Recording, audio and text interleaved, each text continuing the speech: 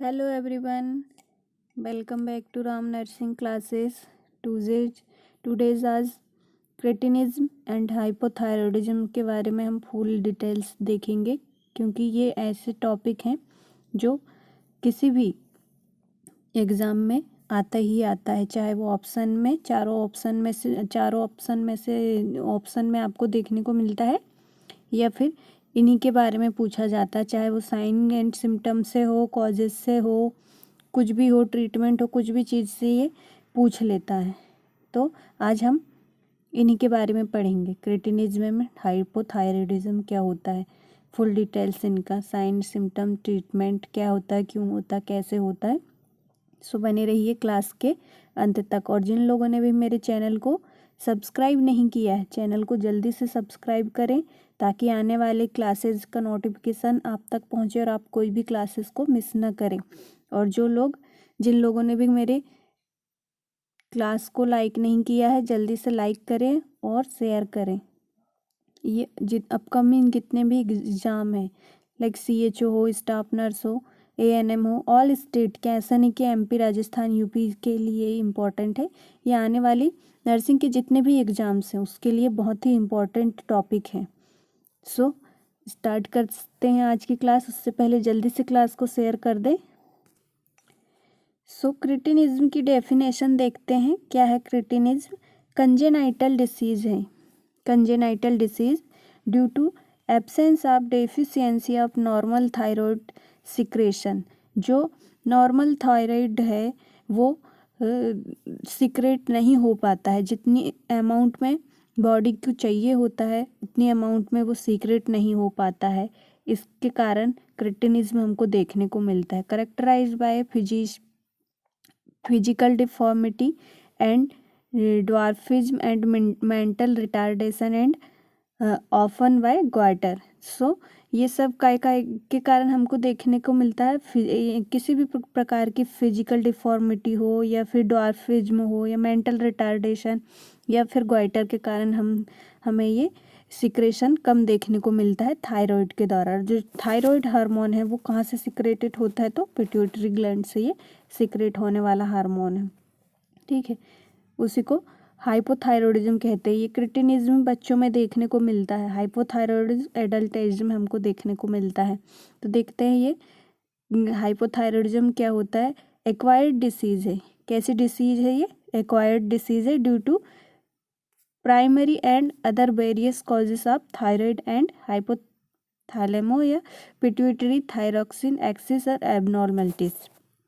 ये हाइपोथायरॉयडिज्म भी thyroid hormone के कम सिक्रेशन के कारण होने वाली डिसीज़ है हाइपोथायरॉयडिज्म। तो ये थी क्रेटिनिज्म एंड हाइपोथायरॉयडिज्म। क्लास को जल्दी से शेयर कर दीजिए ताकि ज़्यादा से ज़्यादा लोग इस क्लास का बेनिफिट्स ले सके। सो बढ़ते हैं हम आगे। हमने देखा क्रेटिनिज्म एंड हाइपोथायरॉयडिज्म। जो क्रेटिनिज्म और हाइपोथायरॉयडिज्म है ये थायराइड हार्मोन के कम सिक्रेशन के कारण होने वाली डिसीज़ है। और जो थायराइड हार्मोन है वो कहाँ से सिक्रेटेड होता है? तो पिट्यूटरी ग्लैंड से ये सिक्रेट होने वाला हार्मोन है।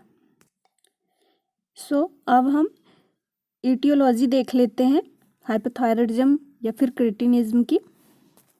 क्या किस किस कारण देखने को मिलता है? ये एक्वायर्ड इटियोलॉजी देखेंगे हम। इसके अंतर्गत आयोडीन डेफिशिएंसी, अगर हमें आयोडीन की डेफिशिएंसी के कारण हमें क्रेटिनिज्म या फिर हाइपोथायरॉयडिज्म देखने को मिलता है। Auto immune thyroidism, auto immune disease के कारण भी ये हाइपोथायरॉयडिज्म है। थायरॉयडेक्टोमी और RAI थेरेपी के कारण भी ये होता है। ठीक है, TSH और TRSH डेफिशिएंसी के कारण भी हमको ये देखने को मिलता है।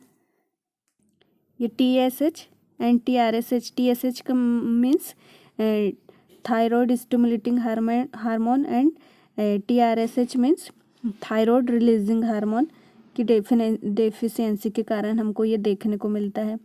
Medication like iodide and cobalt के कारण भी देखने को मिलता है एंड आइडियोपैथिक के कारण भी हमको ये हाइपोथायरॉयडिज्म देखने को मिलता है। अगर बॉडी को जितनी मात्रा में थायराइड हार्मोन की ज़रूरत होती है वो रिलीज़ नहीं होता तो उसको हाइपोथायरॉयडिज्म बोलते हैं। अगर ज़्यादा सिक्रेशन हो जाता है, ज़्यादा उसका प्रोडक्शन हो जाता है थायराइड हार्मोन का, सो उसको हाइपरथायरॉयडिज्म कहते हैं। ठीक है। सो क्वेश्चन यहाँ से भी पूछ सकता है कि हमें किस किस चीज़ से ये मिल सकता है और अदर सोर्स। सो फूड्स हैं दिए गए, सोयाबीन्स में मिल सकता है, माइलेट्स में, कैसेवा में, कोबाल्ट में, सॉरी ये कैबेज है, कोबाल्ट धोखे से निकल गए मुंह से। कुछ पॉइंट्स और भी दिए हैं थायराइड हार्मोन्स के बारे में। सो जो थायराइड है वो आयोडीन एंड ट्रायोसिन के कारण जब ये दोनों मिलते हैं तो T3 एंड T4 का प्रोडक्शन होता है, जो TSH स्टिमुलेशन हार्मोन होता है ना इन थायराइड ग्लैंड में। कहाँ पर? थायराइड ग्लैंड में।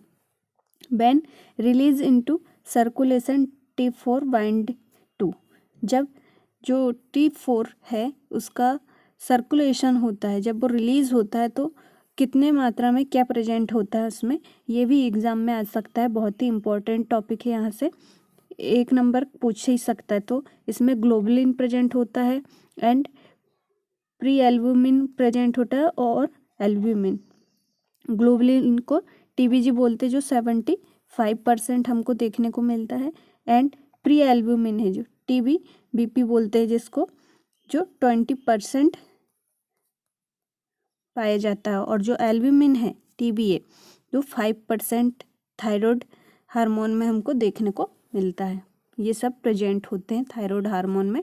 सो इन्हें ध्यान से याद रखिएगा क्योंकि यहाँ से कुछ भी आ सकता है एग्ज़ाम में। सो इसलिए सारा डिटेल्स मैंने रखी हूँ क्रेटिनिज्म एंड हाइपरथायरॉयडिज्म के ऊपर, क्योंकि ये दोनों टॉपिक ऐसे हैं जिससे क्वेश्चन बनता ही बनता है एग्ज़ाम में, चाहे वो स्टाफ नर्स हो, CHO हो, या ANM के एग्ज़ाम हो, या फिर नर्सिंग के अदर भी जितने भी एग्ज़ाम्स होते हैं वो सब में इन टॉपिक से कुछ ना कुछ या तो फिर ऑप्शन में देखने को मिलेगा या फिर क्वेश्चन ही इनसे बनते हैं कुछ ना कुछ। सो क्लास को जल्दी से शेयर कर दीजिए और लाइक करना ना भूलें। और भी कुछ टॉपिक्स हैं, पॉइंट्स हैं। Less than 1% of T3 and T4 is free in the plasma. Plasma में कितना प्रेजेंट होता है T3 एंड T4? 1%। ये भी क्वेश्चन में पूछ सकता है, इसलिए मैंने क्वेश्चन न ला के पॉइंट्स और पूरा डिटेल्स लेके आई हूँ। T4 is donated in the tissue to either T3 active. जब T3 एक्टिव होता है तो T4 डिनोटेड हो जाता है टिश्यू में। ठीक। At birth T4 level approximate maternal level. Maternal के समय जो T4 का लेवल है वो अप्रोक्सीमेटली इंक्रीज हो जाता है, एट बर्थ के समय डिक्रीज रहता है, लेकिन ये कब एकदम इंक्रीज हो जाता है? ये फर्स्ट वीक ऑफ लाइफ के समय ये इंक्रीज देखने को मिलता है T4। ठीक है, बर्थ के समय तो ये अप्रोक्सीमेटली रहता है, लेकिन ये जब कब इंक्रीज हो जाता है? Rapidly during the first week of life. First week of life के समय ये इंक्रीज देखने को मिलता है। High TSH thyroid stimulating hormone in the first 5 days of life can give false positive neonatal screening for hypothyroidism. अगर first 5 days में हम टेस्ट करते हैं, वो फॉल्स पॉजिटिव आ जाता है तो मतलब हाइपरथायरॉयडिज्म हो चुका है। एंड सम पॉइंट TSH के बारे में। It is a glycoprotein. कैसा प्रोटीन होता है ये TSH स्टिमुलेटिंग हार्मोन? ग्लाइकोप्रोटीन। यहाँ से भी क्वेश्चन आ सकता है, ठीक है, याद रखना। Glycoprotein secreted by the interior pituitary under influence of TRSH। ठीक है, कहाँ से सिक्रेटेड होता है ये? एंटेरियर।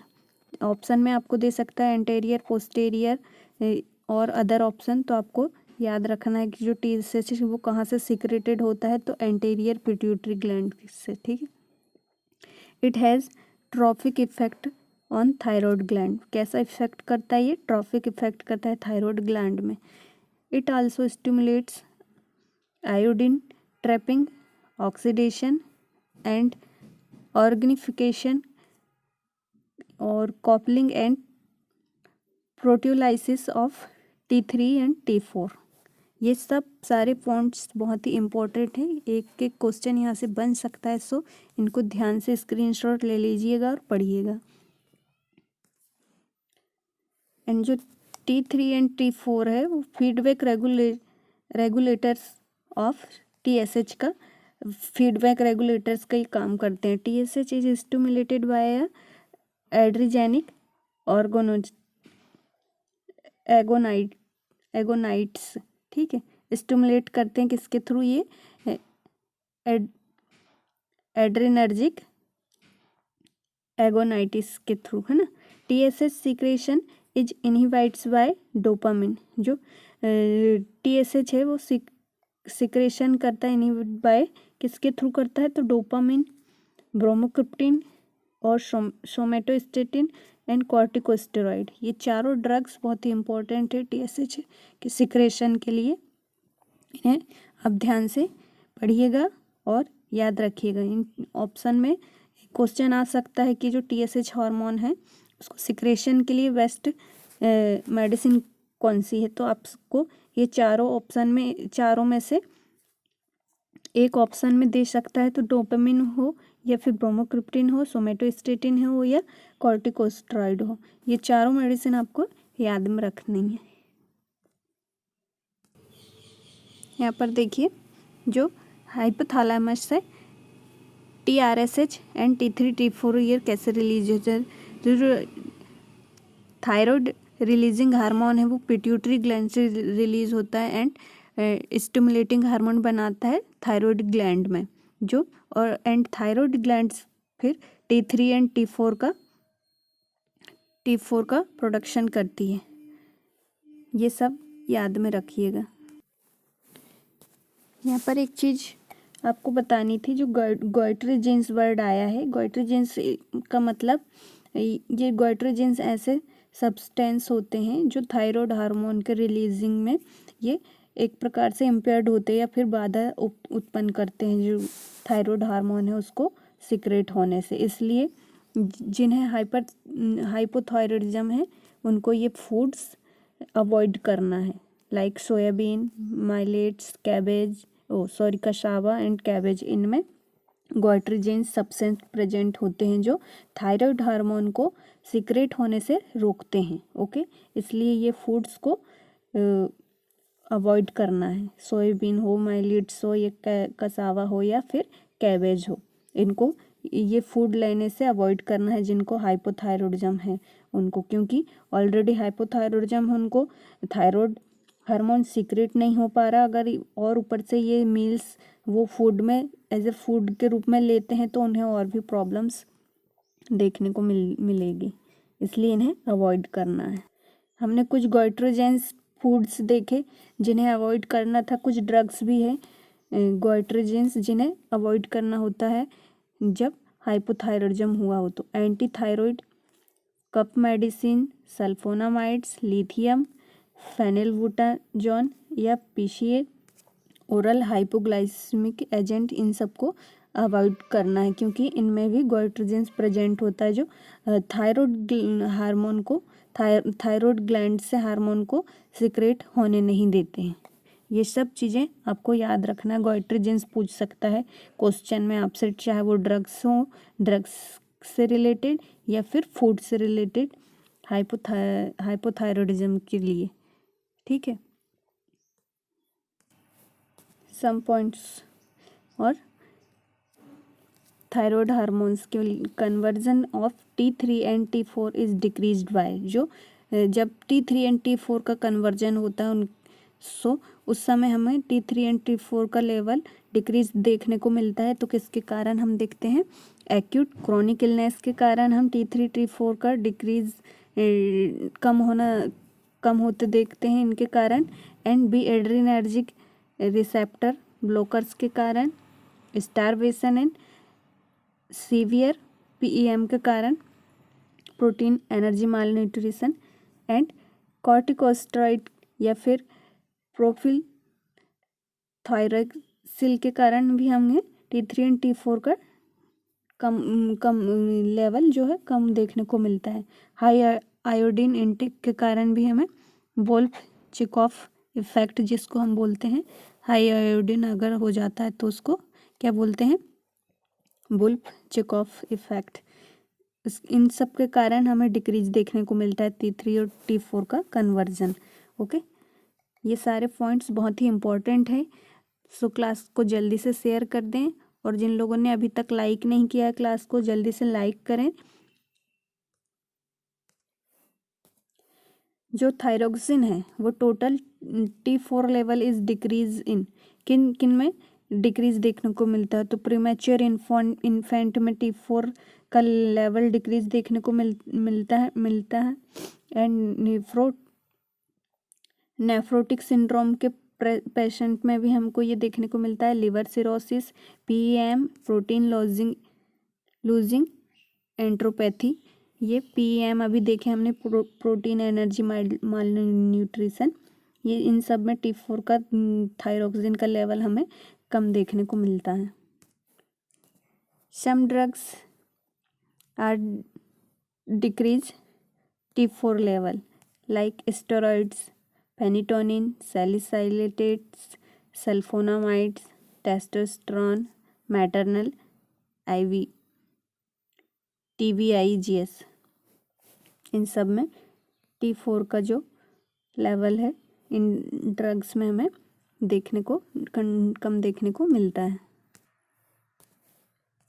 एंड उन पेशेंट में भी जिनमें एक्यूट थायरॉयडाइटिस है, फिर एक्यूट हेपेटाइटिस है, एस्ट्रोजन थेरेपी है, या क्लोफिब्रेट है, आयोडाइड्स है, pregnancy, maternal thyroid stimulating hormones के कारण भी हमें ये इंक्रीज देखने को मिलता है। अभी हमने डिक्रीज देखे थे किस किस के कारण हमें T4 का सिक्रेशन डिक्रीज देखने को मिल रहा था। अब यहाँ पर इंक्रीज पूछा गया है किसके साथ, तो एक्यूट थायरॉयडाइटिस के साथ, एक्यूट हेपेटाइटिस है उनमें T4 का जो प्रोडक्शन देखने को मिलेगा। क्लोफिब्रेट आयोडाइड्स के साथ प्रेगनेंसी में भी, एंड मैटरनल TSH में भी हमको ये इंक्रीज देखने को मिलेगा, क्या, थायरोक्सिन हार्मोन।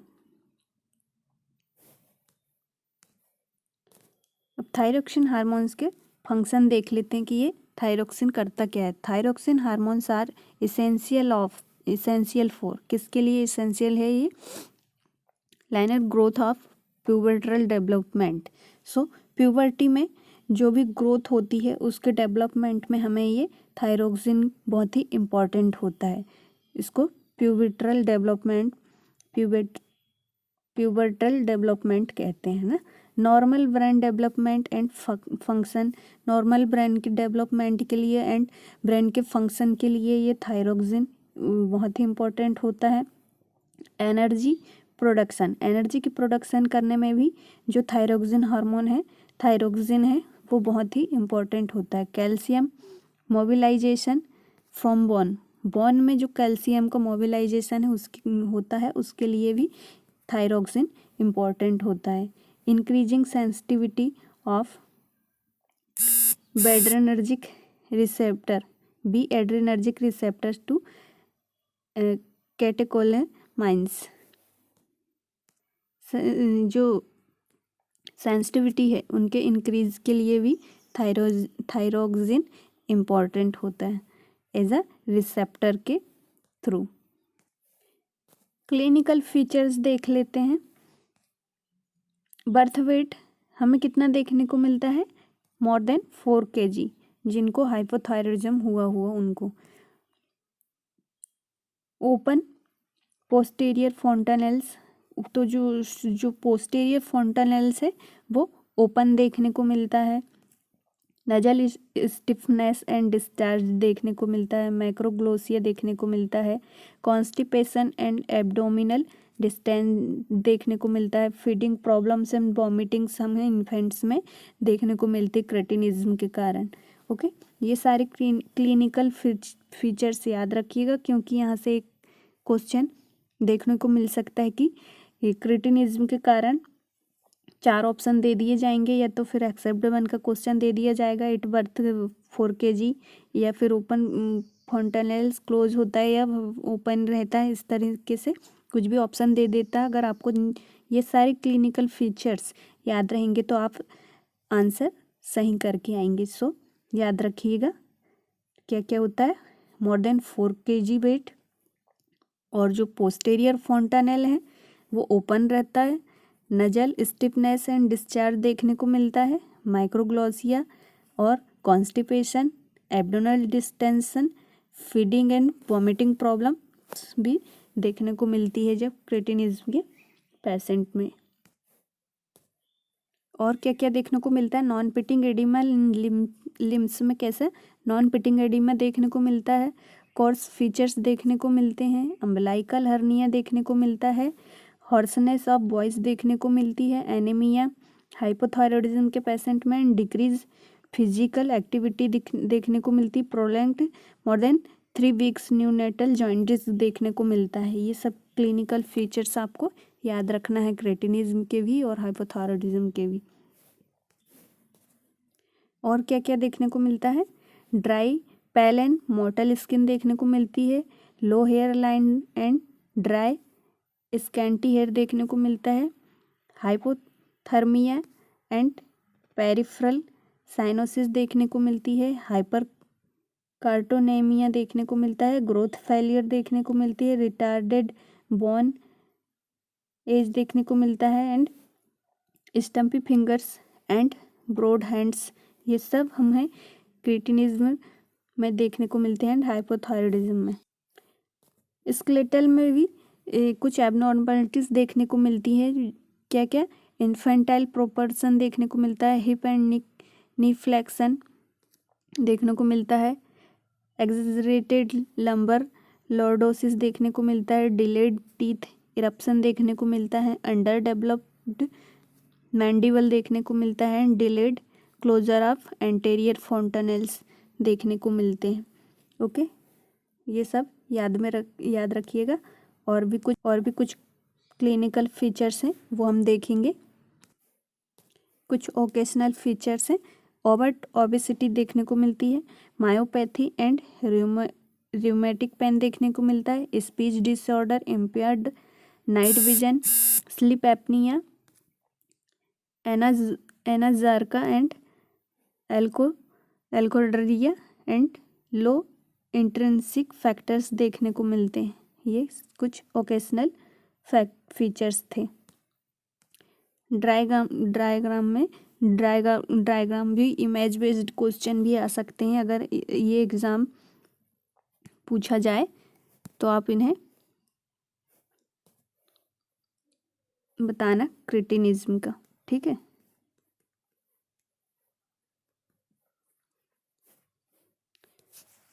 हमें क्या क्या देखने को मिल रहा था। हर्निया और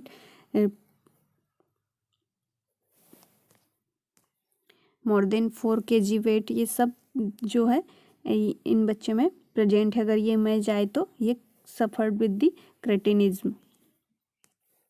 सम occasional features are present. So आप इसका स्क्रीनशॉट ले लीजिएगा और पढ़ लीजिएगा। ओके, आगे बढ़ते हैं। आई होप आपने स्क्रीनशॉट ले लिया हो। लेबोरेटरी टेस्ट देख लेते हैं। लो होता है T4 and T3। High TSH, high serum cholesterol and carbonate levels check करेंगे। एनीमिया चेक करेंगे। नॉर्मो है, माइक्रो और मैक्रोसाइटिक है, या फिर हाई यूरिनरी क्रेटिनाइन, या फिर हाइड्रोक्सीप्रोलाइन रेशियो चेक करेंगे। एक्सरे करेंगे। कार्डियोमेगाली एंड ECG करेंगे। Low voltage and bradycardia check करेंगे। ये सब लेबोरेटरी टेस्ट हैं। ये सब लेबोरेटरी टेस्ट हम परफॉर्म करते हैं किसका पता लगाने के लिए, क्रेटिनिज्म या फिर हाइपोथायरॉयडिज्म का। Some imaging test, X ray film scan जो शो करते हैं as a film. Delayed bone age और epiphyseal dysgenesis, anterior beaking of vertebra या फिर coxa vara and coxa plana. Thyroid ratio isotope scan करते हैं, थायराइड अल्ट्रासाउंड या सीटी एंड एमआरआई, ये सब हम परफॉर्म करते हैं। हमें थायराइड फंक्शन टेस्ट करना हो तो हम स्पेसिफिक टेस्ट करते हैं। कुछ क्या क्या करते हैं? थायरोग्लोबुलिन लेवल चेक करते हैं, थायराइड स्टिमुलेटिंग इम्यूनोग्लोबुलिन चेक करते हैं, thyroid antibiotics, thyroid radio isotope scan करते हैं, थायराइड अल्ट्रासाउंड, सीटी एंड एमआरआई, थायराइड बायोप्सी भी हम थायराइड फंक्शन टेस्ट के लिए ये सब टेस्ट यूज़ में लेते हैं। ट्रीटमेंट भी देख लेते हैं। Thyroxine is drug of choice, start with small dose. जो थायरोक्सिन है इस ड्रग ऑफ चॉइस होती है हाइपोथायरॉयडिज्म की, इसको स्मॉल डोज से स्टार्ट करते हैं। डोजेस 10 mg पर kg डे। इन्फेंसी के लिए कितनी डोज दी गई है? 10 mg पर kg per day. In older children start with 25 mg per day. Infancy के लिए पूछा जाए तो 10 mg पर kg भी पर डे देते हैं and 25 mg per day older children के लिए हम देते हैं and increase by 25 mg every 2 weeks till required dose. कितनी रिक्वायर्ड डोज? टिल 2 वीक्स तक हम 25 mg तक देते हैं।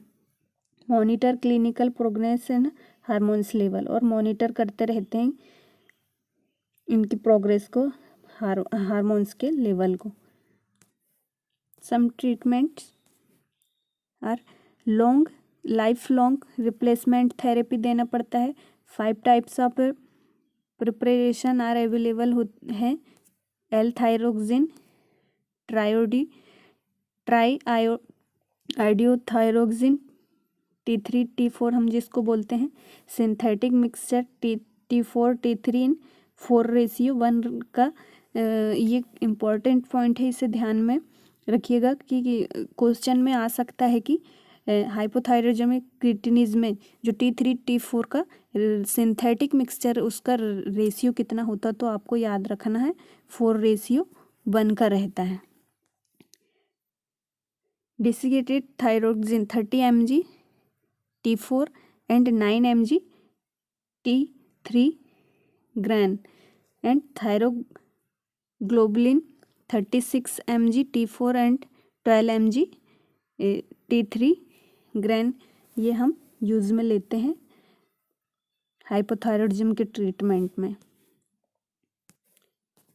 प्रोग्नोसिस देख लीजिए, डिपेंड ऑन अर्ली डायग्नोसिस में, प्रॉपर काउंसलिंग में, ड्रेस्ट्रिक्ट डाइट में, स्ट्रिक्ट डाइट में and careful monitoring and compliance में प्रोग्नोसिस हम इन्हें रोक सकते हैं।